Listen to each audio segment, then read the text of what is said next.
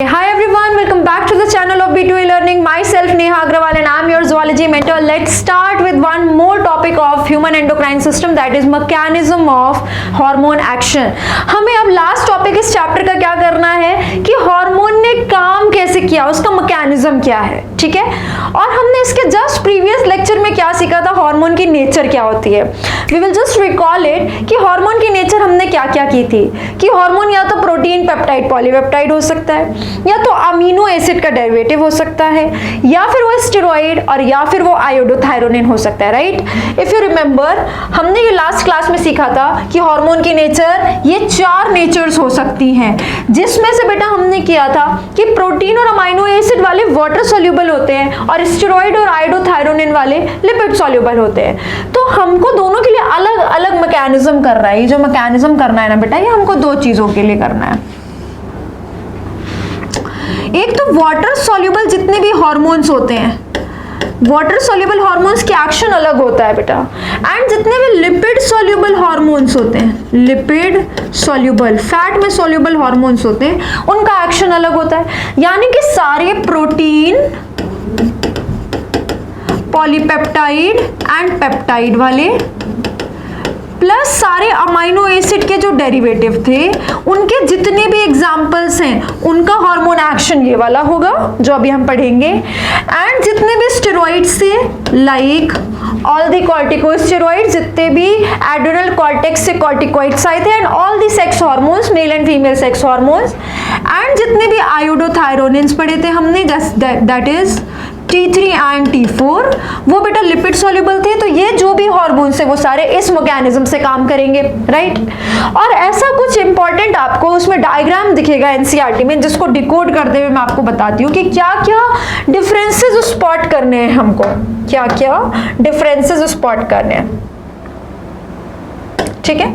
चलो देखो, hormones which interact with membrane bound receptors normally do not enter the target cell। अच्छा, ये बीच से है, मैं आपको पहले डायग्राम बताती हूँ। देखो बेटा, ये एक हार्मोन है, राइट, और ये उस हार्मोन का रिसेप्टर है। देखो हार्मोन का रिसेप्टर कहाँ पर है, मेम्ब्रेन के ऊपर। ये प्लाज्मा मेम्ब्रेन है और ये प्लाज्मा मेम्ब्रेन की बाई लेयर है। एक ये लेयर हो गई और एक ये लेयर हो गई, एक ये लेयर हो गई, दूसरी ये लेयर हो गई, ऐसी पूरी प्लाज्मा मेम्ब्रेन की बाई लेयर चल रही है। तो ये क्या हो गई, ओवरियन। तो यहाँ पे फॉर एग्जांपल दिया है सेल मेम्ब्रेन हो गई। ये क्या हो गई, सेल मेम्ब्रेन हो गई। सेल मेम्ब्रेन किस चीज की बनी होती है, लिपिड की बाई लेयर होती है। क्या होती है, लिपिड की बाई लेयर होती है।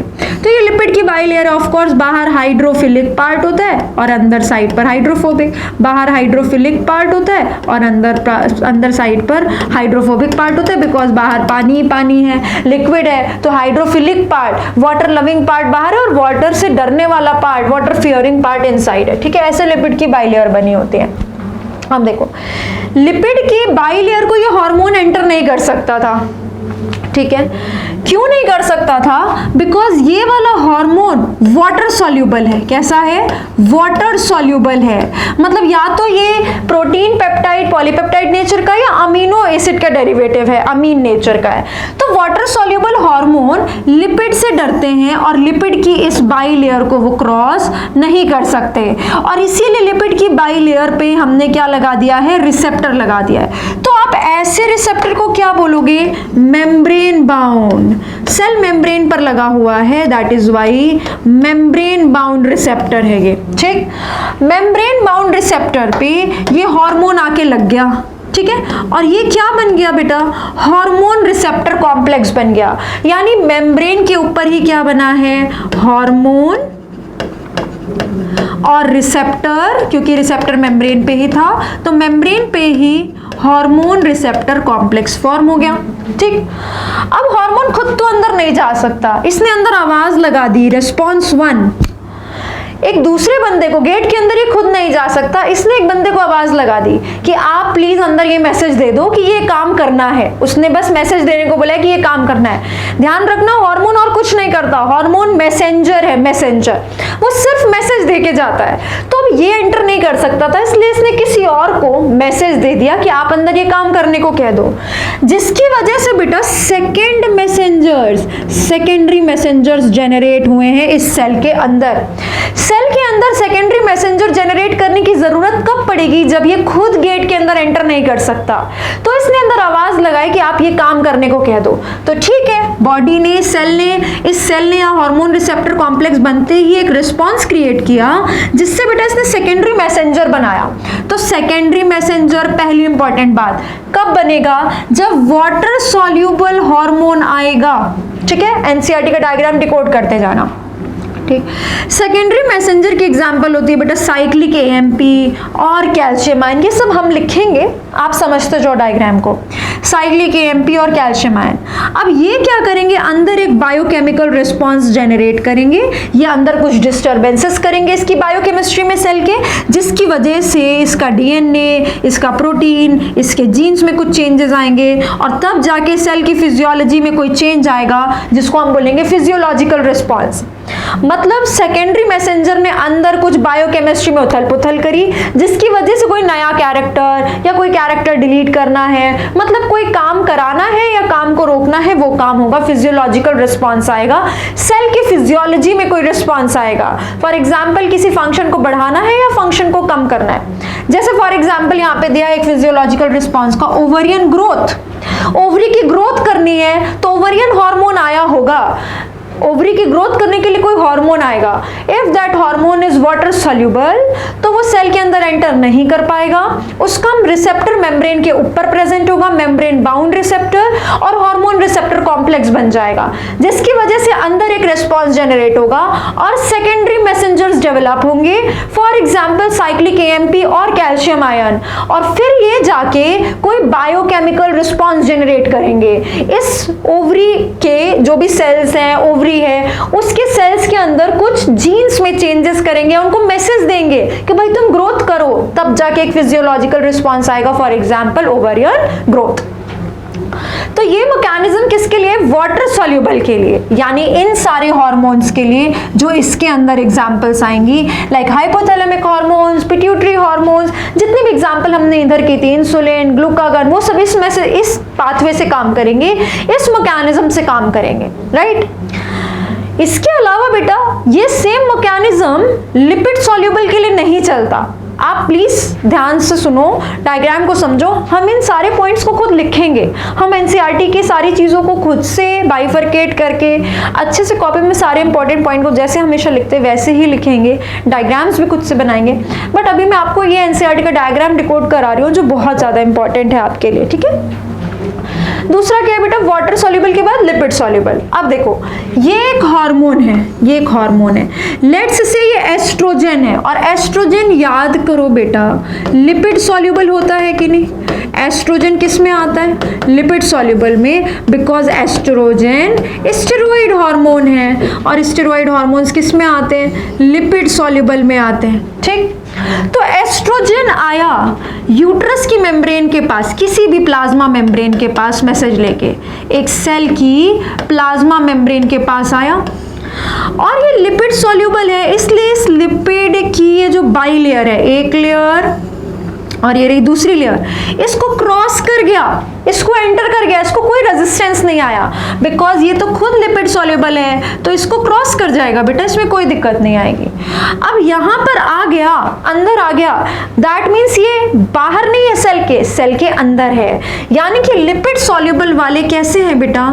इंट्रासेल्यूलर मैसेंजर्स हैं, जो सेल के अंदर चले जाते हैं डायरेक्ट, ठीक है? ये इंट्रासेलुलर मैसेंजर्स हैं, सेल के अंदर आए। इंट्रासेलुलर में भी देखो मोस्टली ये क्या करते हैं? न्यूक्लियस के भी अंदर एंटर कर जाते हैं, और यहां पर आ गया ये रहा हार्मोन, ठीक है? तो इंट्रासेलुलर में भी मोस्टली बेटा, नॉट ऑलवेज, एनसीईआरटी में यही आपको ध्यान से देखना है, मोस्टली नॉट ऑलवेज। इंट्रासेलुलर जो है वो इंट्रासेलुलर है, और ज्यादातर वो इंट्रासेलुलर होने के बाद इंट्रा न्यूक्लियर भी होते हैं, न्यूक्लियस के भी अंदर चले जाते हैं, यानी ये मोस्टली क्या होते हैं? इंट्रा न्यूक्लियर मैसेंजर्स होते हैं, ठीक है? Intracellular that means all intra nuclear messengers are intracellular. Nucleus के अंदर तो तभी आएंगे बेटा जब सेल के अंदर आएंगे, पर ऑल इंट्रासेलुलर और नॉट इंट्रा न्यूक्लियर, सेल के अंदर आए मतलब जरूरी नहीं है न्यूक्लियस में जाएंगे, बट मोस्टली वो न्यूक्लियस में जाते हैं।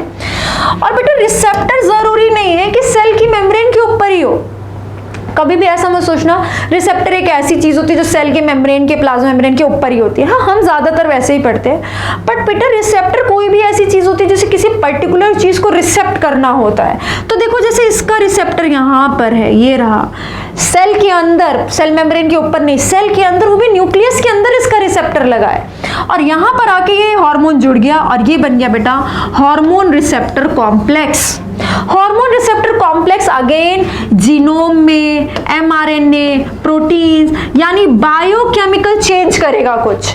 बस इसने बाहर लग के यहाँ पर ऐसा रिस्पॉन्स जनरेट किया था कि सेकेंडरी मैसेंजर ने बायोकेमिकल रिस्पॉन्स जनरेट किया था। यहाँ ये हार्मोन रिसेप्टर कॉम्प्लेक्स जो बना है वो खुद उसी हार्मोन का बन गया है, कोई सेकेंडरी मैसेंजर बनाने की जरूरत नहीं है। और ये फिर क्या करेगा, बायोकेमिकल रिस्पॉन्स जनरेट कर देगा, जिसकी वजह से फिजियोलॉजिकल रिस्पॉन्स आएगा। ठीक है, कोई भी बायोलॉजिकल रिस्पॉन्स करोगे, बायोकेमिकल रिस्पॉन्स, बायोकेमिस्ट्री में कोई रिस्पॉन्स जनरेट करोगे, जीन्स, उससे क्या एमआरएनए बनना, उससे क्या प्रोटीन बनना, इसने आके बता दिया।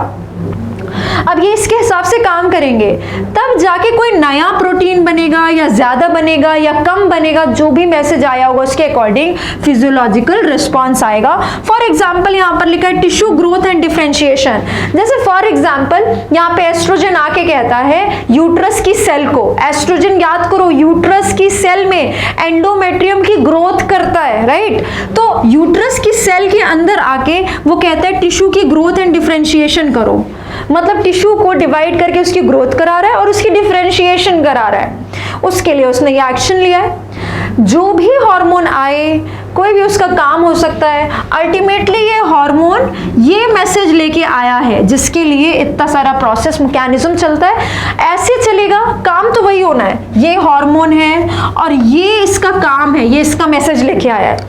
बस वो हार्मोन वाटर सॉल्युबल है कि लिपिड सॉल्युबल, वाटर सॉल्युबल है कि लिपिड सॉल्युबल, तो सेकेंडरी मैसेंजर बनाना पड़ेगा या नहीं बनाना पड़ेगा, क्योंकि वो सेल के अंदर एंटर नहीं कर सकता है या कर सकता है, नहीं कर सकता है तो सेकेंडरी मैसेंजर बनाएंगे, डायरेक्ट एंटर कर सकते हैं तो सेकेंडरी मैसेंजर क्यों बनाएंगे, किसी को अंदर आवाज क्यों लगाएंगे, डायरेक्ट हम ही जाके वो मैसेज दे देंगे। ठीक है, बस उस बेसिस पे हार्मोन रिसेप्टर कॉम्प्लेक्स या तो मेम्ब्रेन के ऊपर बनता है या सेल के अंदर इंट्रान्यूक्लियर, जनरली न्यूक्लियस के अंदर बनता है, एंड अकॉर्डिंगली बायोकेमिकल रिस्पॉन्स होगा एंड अकॉर्डिंगली फिजियोलॉजिकल रिस्पॉन्स होगा, और वो जो मैसेज लेके आया था वो काम हो जाएगा। ठीक है, सो बेसिकली सारे प्रोटीन, पॉलीपेप्टाइड, पेप्टाइड और अमाइनो एसिड वाले यानी सारे वाटर सॉल्युबल वाले का मैकेनिज्म सेम होगा।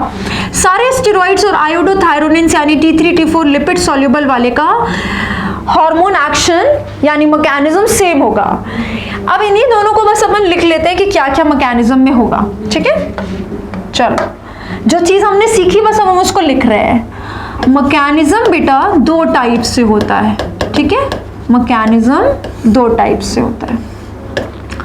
एक होता है वाटर सॉल्युबल हार्मोन्स का मैकेनिज्म, वाटर सॉल्युबल हार्मोन्स का मैकेनिज्म, और एक होता है लिपिड सॉल्युबल हार्मोन्स का मैकेनिज्म, लिपिड सॉल्युबल हार्मोन्स का मैकेनिज्म। ठीक है, इसके अंदर आपको पता है क्या क्या आता है, इसके अंदर भी आपको पता है कौन कौन से हार्मोन्स की कैटेगरी और कौन कौन सी एग्जांपल्स आती है। ये क्वेश्चन पूछता है, एग्जांपल जो पूछता है, डायरेक्ट नहीं पूछता लिपिड सॉल्युबल और वाटर सॉल्युबल बताओ, आपको एग्जांपल से क्वेश्चन पूछे जाएंगे। अब देखो आप क्या बोलोगे, वाटर सॉल्युबल वाला लिपिड की बाइलेयर को क्रॉस नहीं कर सकता, इसीलिए इसका रिसेप्टर कहां पर है, रिसेप्टर लिखते हैं सबसे पहले। इसका रिसेप्टर है बेटा मेम्ब्रेन बाउंड, इसका रिसेप्टर है मेम्ब्रेन के ऊपर, प्लाज्मा मेम्ब्रेन के ऊपर, और इसका रिसेप्टर है बेटा इंट्रासेलुलर, इंट्रासेलुलर, एंड इंट्रासेलुलर में भी mostly it is intranuclear, nucleus के अंदर है। ठीक है, एंड दैट इज वाई इनका जो हार्मोन रिसेप्टर कॉम्प्लेक्स है, हार्मोन रिसेप्टर कॉम्प्लेक्स, ये कहां पर बन जाएगा, ये हार्मोन रिसेप्टर कॉम्प्लेक्स बनेगा मेम्ब्रेन के ऊपर, और ये हार्मोन रिसेप्टर कॉम्प्लेक्स कहां बनेगा, सेल के अंदर यानी न्यूक्लियस के अंदर। ठीक है, देन आते हैं कि सेकेंडरी मैसेंजर्स की जरूरत किस में पड़ेगी और किस में नहीं पड़ेगी। Secondary messengers. अंदर आवाज देने की जरूरत किसको पड़ेगी? जो खुद अंदर एंटर नहीं कर सकता, तो बेटा सेकेंडरी मैसेंजर्स की जरूरत इसमें पड़ेगी, पर सेकेंडरी मैसेंजर्स की जरूरत इसमें नहीं पड़ेगी। सेकेंडरी मैसेंजर्स की क्या क्या एग्जाम्पल होती है, यहीं पर लिख लेते हैं। Cyclic AMP, cyclic AMP, AMP आप लोग जानते हैं, आपने बायोमोलिक्यूल्स में सीखा है। एडेनोसिन मोनोफॉस्फेट यानी एडेनाइलिक एसिड का अगर साइक्लिक स्ट्रक्चर होगा, cyclic AMP. Similarly cyclic GMP, similarly calcium ion, calcium ion, ठीक है। ये सब के सब क्या होते हैं? सेकेंडरी मैसेंजर्स होते हैं। वो इसमें जरूरत होगी और इसमें जरूरत नहीं होगी, ठीक है। तो आपने यही चीजें सीखी है। रिसेप्टर कहाँ है? हार्मोन रिसेप्टर कॉम्प्लेक्स कहाँ बनेगा? सेकेंडरी मैसेंजर किस में बनेगा और किस में नहीं बनेगा। यानी अल्टीमेटली तो बायोकेमिकल और फिजियोलॉजिकल रिस्पॉन्स करना है, पर वो किस पैसेज से हो रहा है, ठीक है। और यहाँ पर भी एनसीईआरटी में भी अगर आप देखेंगे तो यहाँ पर सेकेंडरी मैसेंजर्स की एग्जांपल दी हुई है। साइक्लिक एएमपी, IP3 भी एक होता है बेटा, inositol, inositol triphosphate, inositol triphosphate, ठीक है। ट्राइफॉस्फेट के लिए P3 दिया हुआ है और इनोसिटॉल के लिए I दिया हुआ है। And calcium ion, cyclic AMP, calcium ion, IP3, cyclic GMP एक ऐड कर सकते हैं। ये सारे के सारे सेकेंडरी मैसेंजर्स होते हैं, which in turn regulate cellular metabolism. ये अंदर के सेलुलर मेटाबॉलिज्म को फिर रेगुलेट करते हैं। Hormones which interact with intracellular receptor, intracellular receptor ये रहा सेल के अंदर, लाइक स्टेरॉइड हार्मोन्स, आयोडोथायरोनिन्स। देखो इधर कौन से वाले आएंगे? Steroid hormones and iodothyronines. Mostly regulate gene expression और क्रोमोसोम फंक्शन, जीन रेगुलेशन और chromosome function by the interaction of hormone receptor complex with the genome. Hormone receptor complex का सीधे बेटा देखो जीनोम से इंटरैक्शन हो गया है, सीधे जीनोम से इंटरैक्शन हो गया है, ठीक है। Cumulative biochemical actions result in physiological development and developmental effect। तो फाइनली जो है कुछ डेवलपमेंटल और फिजियोलॉजिकल इफेक्ट्स आते हैं।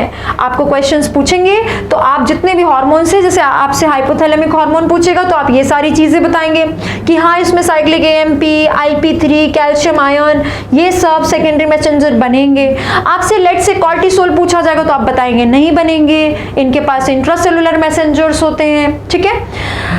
स्टेरॉइड हार्मोन्स जितने भी पूछेंगे, टेस्टोस्टेरोन, एस्ट्रोजन, प्रोजेस्टेरोन सब सेल के अंदर एंटर कर सकते हैं, but pituitary hormones, thymosin, insulin, glucagon ये सब प्रोटीन हार्मोन्स हैं, ये सब उसके अंदर एंटर नहीं कर सकते हैं, ठीक है।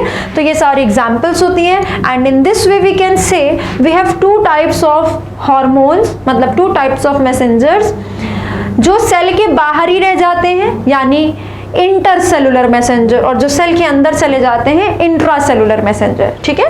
So this is all about the next topic and with this we are completing this chapter that is endocrine coordination and integration, जिसमें हमने लास्ट पढ़ना था मैकेनिज्म ऑफ हार्मोन एक्शन, ठीक है। आई होप आपको चैप्टर समझ में आया होगा, अच्छे से एनसीईआरटी डिकोड करिए and if you have any doubts you can tell me in the comment section. Next class में मिलेंगे बेटा नेक्स्ट नए चैप्टर के साथ। Thank you so much.